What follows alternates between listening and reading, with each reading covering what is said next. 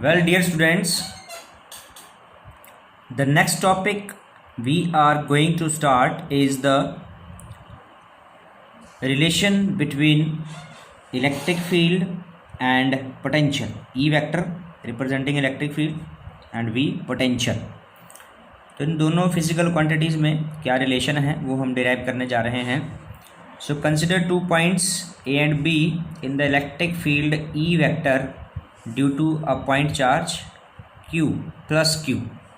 तो positive Q charge जो कि O पॉइंट पर रखा है, इसके सराउंडिंग में इसकी इलेक्ट्रिक फील्ड है और उसी इलेक्ट्रिक फील्ड में पॉइंट्स A और B हैं as shown in figure. Let Q nought is the test charge placed at A. अब आगे की बात ये है, ये दोनों पॉइंट चार्ज जो बताए पॉइंट्स A और B हैं, इस पॉजिटिव चार्ज की इलेक्ट्रिक फील्ड के अंदर हैं और पॉइंट A पर एक और टेस्ट चार्ज Q नॉट रखा है. Clear? Q nought test charge positive होता है ऑलवेज और सोर्स चार्ज भी पॉजिटिव है. तो यहाँ कह रहा है the force acting on charge Q not.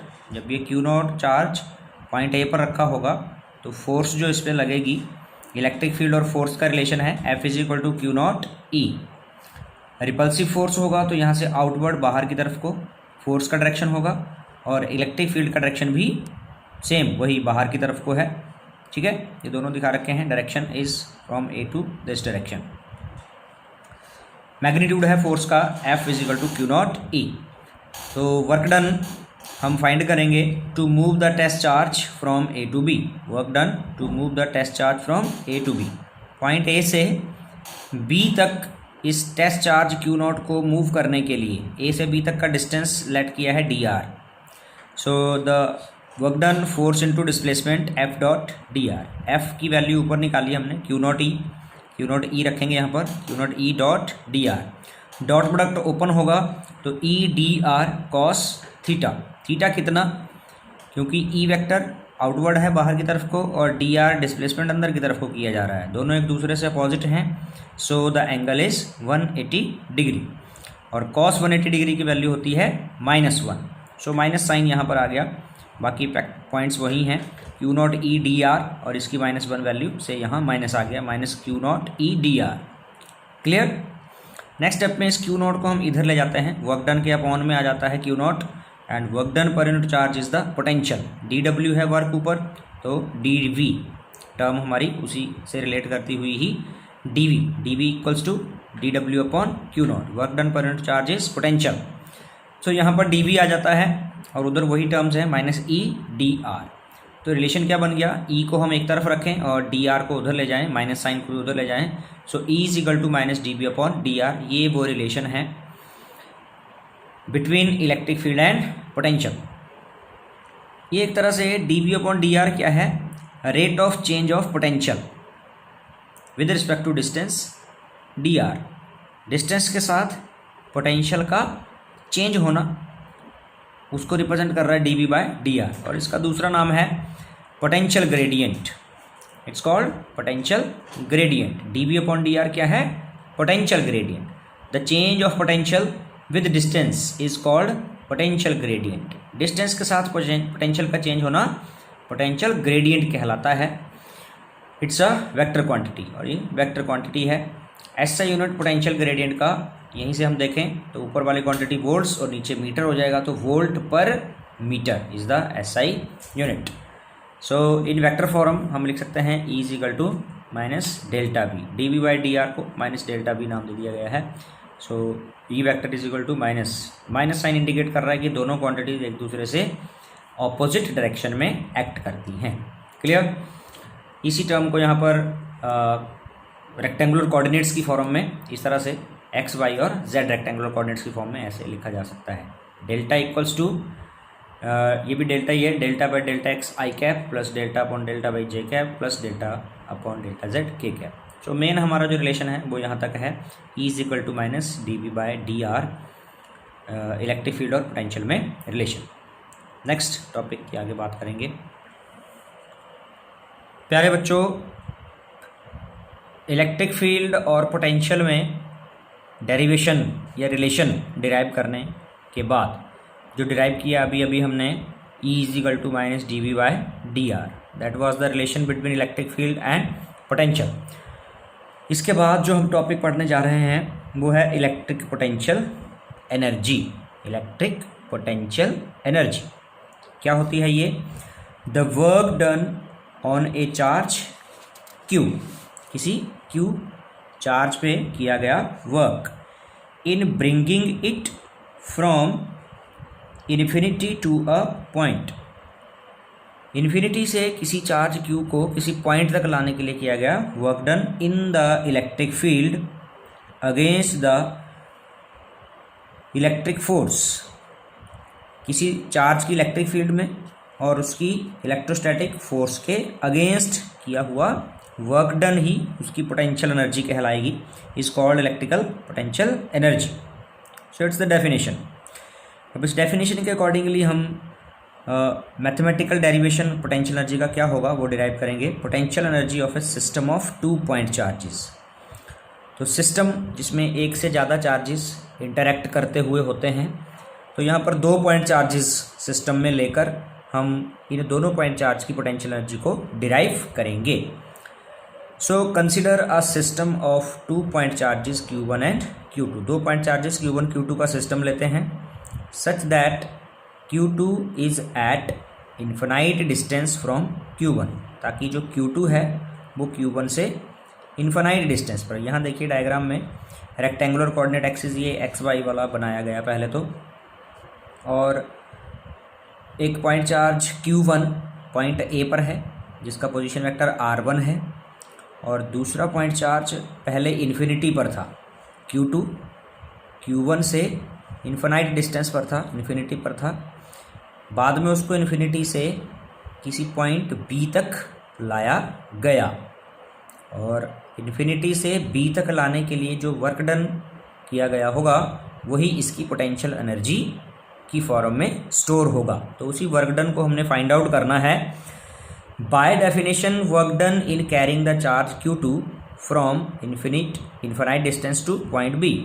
Infinity से B तक इस Q2 चार्ज को लाने के लिए किया गया वर्क डन। तो वर्क डन क्या होता है? Potential into charge. ये फार्मूला आया कहाँ से? Potential work done upon charge होता है, तो work done potential multiply charge हो जाएगा। अब पोटेंशियल किसका होगा? पोटेंशियल तो होगा Q1 चार्ज का। Q1 चार्ज का B पॉइंट पर इधर जो पोटेंशियल होगा वो पोटेंशियल और मल्टीप्लाई बाय चार्ज Q2। तो Q1 चार्ज का पोटेंशियल है तो 1/4πε0 Q1 अपॉन डिस्टेंस कितना? AB ये डिस्टेंस होगा, ठीक है।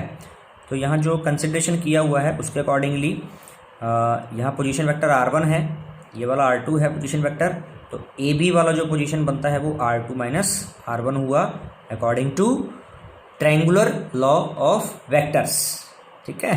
ये वेक्टर है, ये भी वेक्टर है, OA OB वेक्टर और AB भी एक वेक्टर है। तो इन तीनों में जो ऑपोजिट सेंस में वेक्टर एक्ट करता है वो बाकियों का रिजल्टेंट होता है, तो उसके अकॉर्डिंगली R2 माइनस R1 निकाला गया AB की वैल्यू। आगे चलकर इसको हम यहाँ सब्स्टिट्यूट करेंगे। तो यहाँ देखिए Q1 चार्ज का पोटेंशियल हो गया 1/4πε0 Q1 बाय AB, और इनटू चार्ज कौन सा? जो लाए थे हम इन्फिनिटी से पॉइंट B तक लाए थे Q2 चार्ज को, ठीक है। नेक्स्ट स्टेप में Q1 Q2 इकट्ठे कर दिए और AB की वैल्यू रख दी, मैग्नीट्यूड उसका R2 माइनस R1। नेक्स्ट यही हमारा डेरिवेशन हो गया। This is the work done. Q2 charge को इन्फिनिटी से यहाँ तक लाने के लिए ये वर्क डन किया गया। Is that clear? बाद में इसको R2 माइनस R1 को नाम दे दिया R12। This work done is stored as potential energy U। यही वर्क डन पोटेंशियल एनर्जी को हम U से रिप्रेजेंट करते हैं, और ये वर्क डन आगे चलकर U इसका जो सिंबल है चेंज कर दिया गया। तो पोटेंशियल एनर्जी यही होगी U is equal to 1/4πε0 Q1 Q2 by R12। जो ऊपर वर्क डन आया था वही पोटेंशियल एनर्जी है। The potential energy of a system of 3 point charges की बात करें तो 3 पॉइंट चार्जेस में क्या होगा? इसी डेरिवेशन को फॉलो करते हुए जिस तरह से Q2 चार्ज को इन्फिनिटी से यहाँ लाए थे, ऐसे ही थर्ड पॉइंट चार्ज जब इन्फिनिटी से यहाँ लाया जाएगा तो पोटेंशियल Q1 का भी होगा और Q2 का भी होगा। तो 2 वर्क डन वहाँ करने पड़ेंगे।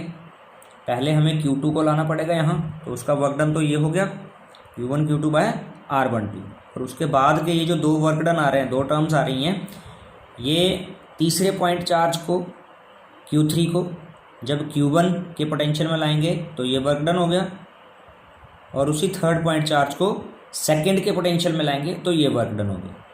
ठीक है, Q3 को फर्स्ट में लाएंगे तो ये, और थर्ड पॉइंट चार्ज को सेकंड के पोटेंशियल में लाएंगे तो ये वाला वर्क डन। बाकी ये वाला फैक्टर तीनों का कॉमन है, 1/4 पाई एप्सिलॉन नॉट, और inside the bracket Q1 Q2 by R12, Q1 Q3 by R13, Q2 Q3 by R23। So this is the expression for 3 point charges की पोटेंशियल एनर्जी।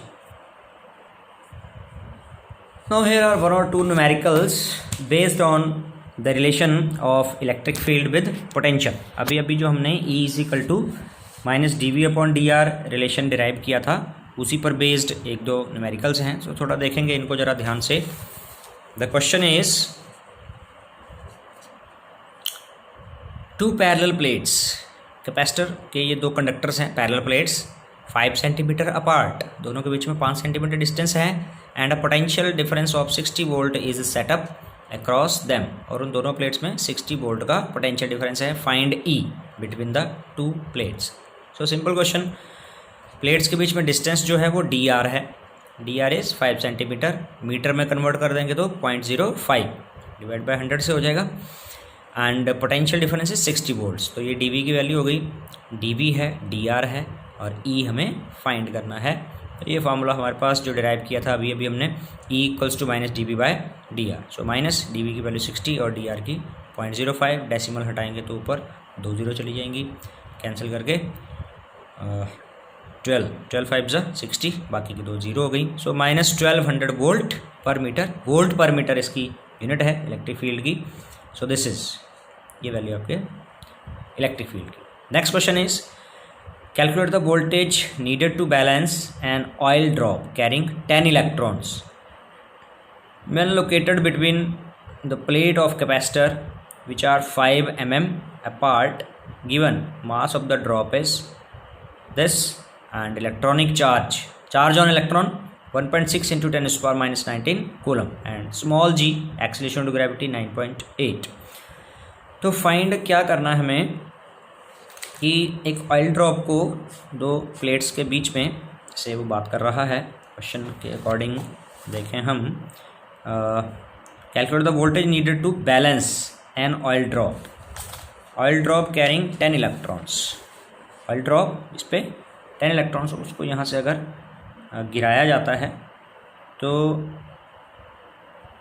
क्वेश्चन कर रहा है voltage needed, कितना voltage चाहिए ताकि 10 electrons carry करने वाली इस ऑयल ड्रॉप को क्या कर लिया जाए, बैलेंस कर लिया जाए। ठीक है, वोल्टेज नीडेड टू बैलेंस से मतलब है कि ये डाउनवर्ड गिरेगी, किसकी वजह से, अपने वेट की वजह से डाउनवर्ड गिरेगी। तो कितना पोटेंशियल अप्लाई किया जाए कि जिससे इलेक्ट्रिक फील्ड जो क्रिएट हो वो ऊपर की तरफ को उतनी फोर्स लगाए Q0E, ताकि ये Q0E इलेक्ट्रिक फोर्स जो अपवर्ड लगेगी और ये जो वेट है ये दोनों मैग्नीट्यूड में बराबर हों और डायरेक्शन में पॉजिटिव होंगे, तो ये इस ड्रॉप को यहीं पर बैलेंस कर लेंगे। So how we will calculate, सी है charge on the oil drop निकालेंगे सबसे पहले तो हम, और ये सबसे फर्स्ट चैप्टर में हमने Q = NE फार्मूला पढ़ा था। तो इलेक्ट्रॉन कितने दे रखे हैं इसके, 10, तो NE की वैल्यू होगी 10, E की वैल्यू इलेक्ट्रॉनिक चार्ज हमें पता ही है, सो 1.6 × 10⁻19, तो कैलकुलेट करके 1.6 × 10⁻18 कूलम ये चार्ज आ गया। मास ऑयल ड्रॉप का दिया हुआ है हमें, मास से हम क्या फाइंड करेंगे, उसका वेट mg, ये आगे चलकर आएगा। Distance between, so distance is given also here, आप स्टडी करें तो 5 mm पार्ट, दोनों प्लेट जो हैं वो 5 mm दूरी पर हैं, तो उसी को हम सेंटीमीटर में कन्वर्ट कर लेते हैं मिलीमीटर को, सो 0.005। The plates are this much distance, 5 × 10⁻³ meter. Now according to the situation of question is कि बैलेंस कैसे होगी वो, जब ये अपवर्ड वाली फोर्स इलेक्ट्रिक फील्ड की फोर्स QE डाउनवर्ड वाले वेट के बराबर हो जाएगी। तो फाइंड हमें यहाँ से ये करना है कि V V फाइंड करना है, और अभी अभी हमने पढ़ा कि E equals to V upon R, clear. तो वो भी रख दिया हमने, E की जगह रख दिया V अपॉन R। तो V को छोड़ के बाकी सारी वैल्यू हमारे पास हैं। Q ऊपर हमने निकाला यहाँ पर, ये 1.6 10⁻18। R हमारे पास है ही है, M की वैल्यू है, G की वैल्यू है, सारी वैल्यूज हैं। तो V को यहाँ रखेंगे, बाकी सारी वैल्यूज को उधर ले जाएंगे, mgr upon G, mgr upon Q, this one Q, ठीक है, नीचे डिनोमिनेटर में। तो वैल्यू रख देते हैं। मास की वैल्यू है 3 × 10⁻16, G की वैल्यू 9.8 गिवन है हमें, इंटू R 5 × 10⁻3, और नीचे चार्ज की वैल्यू है 1.6 10⁻18। तो ये सारी वैल्यूज़ कैलकुलेट करने के बाद सिंप्लीफिकेशन वी गेट 9.19 वोल्ट्स। तो इतना पोटेंशियल होना चाहिए इन दोनों प्लेट्स के बीच में, ताकि ऑयल ड्रॉप बैलेंस हो जाए। Is that clear? So this is all for today's lecture video. The next topics will be discuss next time. So good bye.